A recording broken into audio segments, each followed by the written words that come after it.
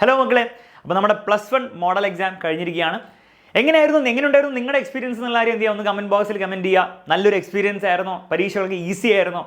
അല്ലെങ്കിൽ അത്ര നല്ല എക്സ്പീരിയൻസ് അല്ലായിരുന്നോ? പരീക്ഷകളൊക്കെ ഡിഫിക്കൽട്ടായിരുന്നു, നിങ്ങൾ ഉദ്ദേശിച്ച പോലെ അല്ലായിരുന്നു? എന്താണെങ്കിലും കമൻറ്റ് ബോക്സിൽ ഓണസ്റ്റായിട്ട് കമൻറ്റ് ചെയ്യുക. ഇനി നിങ്ങൾ ശ്രദ്ധിക്കേണ്ട ഒറ്റ കാര്യമുള്ളൂ, നിങ്ങൾക്ക് കാര്യങ്ങളൊക്കെ ഈസി ആയി പോയി, നന്നായിട്ട് പോയെങ്കിൽ ഓവർ കോൺഫിഡൻ്റ് ആവാതിരിക്കുക.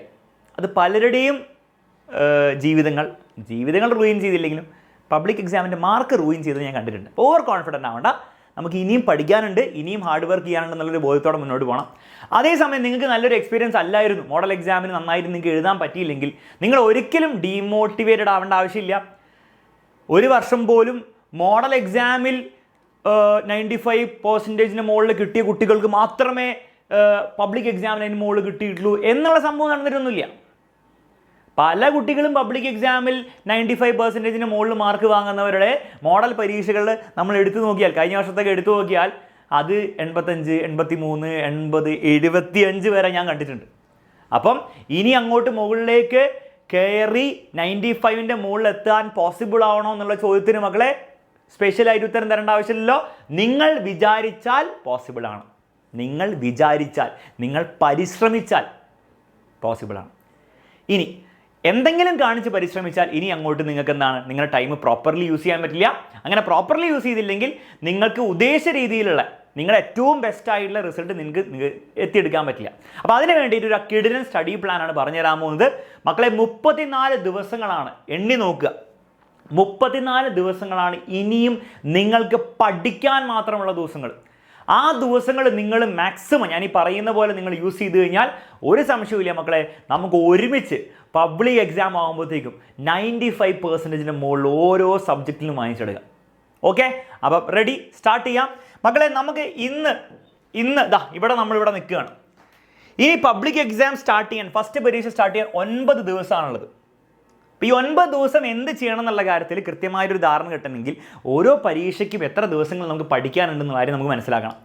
നോക്കാം മക്കളെ, ലാംഗ്വേജസ് വലിയ ബുദ്ധിമുട്ട് വരില്ല, കാരണം 9 ദിവസമുണ്ട്. അതിലൊരു 2 ദിവസം നമുക്ക് എന്ത് ചെയ്യാം, ലാംഗ്വേജസ് പഠിക്കാൻ വേണ്ടി മാറ്റി നിർത്താം, കംപ്ലീറ്റ് ലാംഗ്വേജസ്. അതിൻ്റെ ഇടയിൽ 7 ദിവസങ്ങളിൽ നമുക്ക് കുറച്ചൊക്കെ ലാംഗ്വേജ് പഠിക്കാം, അപ്പോൾ അത് വലിയ ബുദ്ധിമുട്ട് വരില്ല. ഇംഗ്ലീഷിനും വലിയ ബുദ്ധിമുട്ട് വരില്ല, കാരണം ആക്ച്വലി 4 ദിവസമുണ്ട്. അപ്പോൾ ഇംഗ്ലീഷ് നമുക്ക് 4 ദിവസം കൊണ്ട് പഠിച്ചെടുക്കാമെന്നുള്ളൊക്കെ ഉള്ളൂ.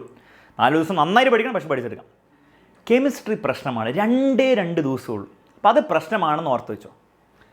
മാത്തമാറ്റിക്സിന് 7 ദിവസമുണ്ട്, മോർ ദാൻ ഇനഫ്. കമ്പ്യൂട്ടർ സയൻസിൻ്റെ ഫിസിക്സിനും ബയോളജിൻ്റെ കാര്യത്തിൽ കമ്പ്യൂട്ടർ സയൻസും ഫിസിക്സും എടുത്തവർക്ക് 7ഉം 2ഉം 9 ദിവസമാണ് 2 പരീക്ഷയും കൂടെ ഉള്ളത്. അതും അത്യാവശ്യം നല്ല സമയമാണ്. ബയോവും ഫിസിക്സും ആണെങ്കിൽ 7ഉം 3ഉം 10, 12 ദിവസമായിരിക്കും ഉണ്ടാവുക. 12 ദിവസമായിരിക്കും മൊത്തത്തിൽ 2നും കൂടി ഉള്ളത്. അതും അത്യാവശ്യം നല്ല സമയമാണ്, മൊത്തത്തിൽ നോക്കുകയാണ് നല്ലൊരു സമയമാണ്. അപ്പം പ്രശ്നം എവിടെ മാത്രമേ വരുന്നുള്ളൂ, ഒരൊറ്റ സബ്ജക്റ്റ്, ഇവനാണ് പ്രശ്നക്കാരൻ, കെമിസ്ട്രി. ഈ കെമിസ്ട്രി മാത്രം നിങ്ങൾക്ക് പരീക്ഷയുടെ തലേന്നുള്ള ദിവസങ്ങളിൽ പഠിച്ചെടുക്കാൻ പറ്റില്ല.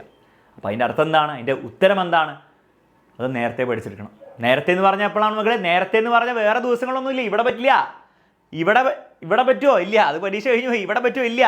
ഇവിടെ മാത്രമേ പറ്റുള്ളൂ. ഈ 9 ദിവസങ്ങളിൽ നല്ലൊരു ശതമാനം ദിവസങ്ങൾ നമ്മൾ എന്തിനു വേണ്ടി മാറ്റിവെക്കണം, നമുക്ക് കെമിസ്ട്രിക്ക് വേണ്ടി തന്നെ മാറ്റിവെക്കണം. അത് എത്ര ദിവസം എന്നുള്ള കാര്യം ഒബ്വിയസ്ലി നിങ്ങളുടെ ഇതുവരെയുള്ള കെമിസ്ട്രി പഠനത്തിൻ്റെ സ്റ്റാൻഡേർഡിനെ ഡിപ്പെൻഡ് ചെയ്യും. പക്ഷേ നിങ്ങൾക്ക് എത്ര ദിവസം വരെ മാറ്റി നിർത്താം, 7 ഡേയ്സ് വരെ നിങ്ങൾക്ക് എന്ത് ചെയ്യാം, കെമിസ്ട്രി മാത്രമായിട്ട് മാറ്റി നിർത്താം. പ്ലസ് ഒരു 2 ഡേയ്സ് ലാംഗ്വേജിന് കൊടുത്താലും ഒരു കുഴപ്പമില്ല. അപ്പോൾ 7 ഡേയ്സ് കംപ്ലീറ്റ്ലി നിങ്ങൾ കെമിസ്ട്രി പഠിച്ചാലും ഒരു കുഴപ്പമില്ല, ഗിവൺ കെമിസ്ട്രി ആണ് നിങ്ങളുടെ ഒരു വീക്ക് സബ്ജക്റ്റ്. കാരണം ഫിസിക്സിന് ദിവസങ്ങളുണ്ട്, ബയോളജിക്ക് ദിവസമുണ്ട്, കമ്പ്യൂട്ടർ സയൻസിന് ദിവസമുണ്ട്, ഇംഗ്ലീഷിന് ദിവസമുണ്ട്, മാത്തമാറ്റിക്സിന് ദിവസമുണ്ട്, എല്ലാത്തിനും ദിവസങ്ങളുണ്ട്. അപ്പോൾ നിങ്ങൾ അവിടെ മാത്തമാറ്റിക്സും ഫിസിക്സും ഒന്നും പഠിച്ചില്ലെങ്കിൽ പോലും ഒരു കുഴപ്പമില്ല. പക്ഷേ കെമിസ്ട്രി അവിടെ സെറ്റാക്കിയേ പറ്റുള്ളൂ, കാരണം പിന്നീട് ഒരു ചാൻസ് കിട്ടില്ല. സോ അത് തന്നെയാണ് എക്സാം ഇൻ്റർനെറ്റ് ചാനലിലും ചെയ്യാൻ പോകുന്നത്. ബാക്കിയുള്ള ഓരോ എക്സാമിൻ്റെയും തലേന്നുള്ള ലൈവുകൾ എന്താണ്, അത് നിങ്ങൾക്ക് ഊഹിക്കാവുന്നുള്ളൂ എങ്ങനെയാണ് നമ്മൾ പോവുക. ഈ കെമിസ്ട്രിയുടെ കാര്യത്തിൽ നമുക്ക് എന്ത് ചെയ്യണം, നമുക്ക് ഉടനെ തന്നെ പണി എന്താണ് തുടങ്ങണം. അപ്പോൾ ആ രീതിയിലാണ് നമ്മളും പ്ലാൻ ചെയ്തിരിക്കുന്നത്. അപ്പോൾ നിങ്ങൾ എന്ത് ചെയ്യുക, നിങ്ങൾ ആകെ ചെയ്യേണ്ടത്രേ ഉള്ളൂ, ഇന്ന് വൈകുന്നേരം 7:30 നമ്മുടെ സ്റ്റഡി പ്ലാനിൽ വരിക. അപ്പോൾ കൃത്യമായിട്ട് റിവീൽ ചെയ്ത് തരും ഈ ഒരാഴ്ച നമ്മൾ എങ്ങനെയാണ് പോവുക. അതും കെമിസ്ട്രിയിൽ തോന്നിയ പോലെ അല്ല പോകുന്നത്, വെറുതെ 1 ചാപ്റ്റർ 2 ചാപ്റ്റർ 3 ചാപ്റ്റർ അങ്ങനെയല്ല പോകുന്നത്. ഒരു പ്രത്യേക സ്ട്രക്ചർ ഉണ്ട്, ആ സ്ട്രക്ചറിൻ്റെ ലോജിക്കും ഉണ്ട്. അതൊക്കെ ഇന്ന് വൈകുന്നേരം കൃത്യം 7:30 7 മണിക്ക് ലൈവിൽ പറഞ്ഞു തരുന്നതായിരിക്കും. അത് കൃത്യമായിട്ട് മനസ്സിലാക്കുക. അതിനുശേഷം നിങ്ങളുടെ ആ മനസ്സിലാക്കുക വെച്ചിട്ട് നിങ്ങൾ എന്ത് ചെയ്യുക, നിങ്ങളുടെ കസ്റ്റമൈസ്ഡ് ആയിട്ടൊരു ടൈം ടേബിൾ ഉണ്ടാക്കുക. അത് ഉണ്ടാക്കി അത് സ്ട്രിക്റ്റായിട്ട് വേറെ ആരും ഉണ്ടാക്കി തരുന്നില്ല, സ്വന്തമായിട്ട് ഉണ്ടാക്കിയ റൂൾസ് സ്വന്തമായിട്ട് സ്ട്രിക്റ്റ് ആയിട്ട് ഫോളോ ചെയ്ത് ഇനി അങ്ങോട്ട് ഡെഡിക്കേറ്റഡ് ആയിട്ട് നിങ്ങൾ പഠിക്കാൻ റെഡിയാണ് മക്കളെ. ഈ 34 ദിവസം മതി നിങ്ങളെ ഇപ്പോൾ 70 ആണെങ്കിലും 75 ആണെങ്കിലും 80 ആണെങ്കിലും നിങ്ങളെ 95% മുകളിലെത്തിക്കാൻ. ഇത് കണ്ടതുകൊണ്ട് പറയുകയാണ്, നേരിട്ട് അനുഭവം ഉണ്ട്, അങ്ങനത്തെ കുട്ടികളോട് സംസാരിച്ചും അങ്ങനെ കുട്ടികളെ കണ്ടിട്ടും, അതുകൊണ്ട് പറയുകയാണ്. അല്ലാണ്ട് ഫേക്ക് ആയിട്ടുള്ള കോൺഫിഡൻസ് തരാൻ എനിക്കൊരു താല്പര്യമില്ല. അപ്പോൾ ഓണസ്റ്റായിട്ട് പറയണം മക്കളെ, നിങ്ങൾ പഠിക്കാൻ റെഡിയാണെങ്കിൽ, കൃത്യമായൊരു പ്ലാനോട് കൂടി പഠിക്കാൻ റെഡിയാണെങ്കിൽ നിങ്ങൾക്ക് ഇനിയും ചാൻസ് ഉണ്ട്. സോ വിട്ട് കൊടുക്കരുത്. ഓക്കെ, അപ്പോൾ വൈകുന്നേരം 7 മണിക്ക് വന്നു കഴിഞ്ഞാൽ ഞാൻ കൃത്യമായിട്ട് ആ പ്ലാൻ പറഞ്ഞു തരും. കേൾക്കുക, പഠിക്കുക, തുടങ്ങുക. റെഡിയാണെങ്കിൽ സർ റെഡിയാണ്, 95% മുകളിൽ ഞാൻ വാങ്ങിച്ചിരിക്കുന്നു പറഞ്ഞിട്ട് എന്ത് ചെയ്യുക, ഒന്ന് കമൻറ്റ് ബോക്സിൽ കമൻറ്റ് ചെയ്യുക. ആക്ച്വൽ പബ്ലിക് എക്സാം കഴിഞ്ഞ് റിസൾട്ട് കിട്ടുമ്പോൾ ആ കമൻറ്റ് പോയിട്ട് ഒന്ന് നോക്കിയിട്ട് എന്ത് ചെയ്യുക, ഒരു സ്ക്രീൻഷോട്ട് എടുത്തിട്ട് അലൻ സാറിന് അല്ലെങ്കിൽ ഇൻസ്റ്റാഗ്രാമിൽ അയച്ചു കൊടുക്കുക. ഓക്കെ, അത്ര മാത്രമേ പറയാനുള്ളൂ, വേറെ കൂടുതലൊന്നും പറയുന്നില്ല. വൈകുന്നേരം 7 മണിക്ക് കാണാം. Bye bye and take care.